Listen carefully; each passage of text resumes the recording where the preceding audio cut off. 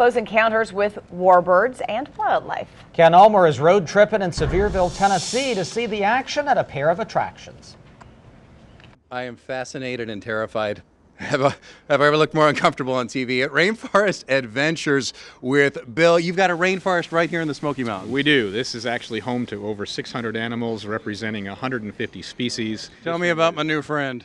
This little girl's about 10 feet long. This young lady is a Burmese python, an albino. This is one of the world's largest species of snakes. Clearly, she draped around both of us, and I insisted on the back end. I don't care what happens back there. I know what happens up there.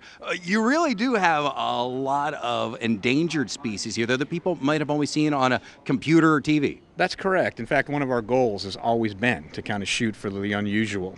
Lions, tigers, and bears are fairly typical in zoos, so we don't actually have them. We have things like genets and mongoose and kinkajous and lemurs and marmosets, things people are less likely to see at a typical zoo.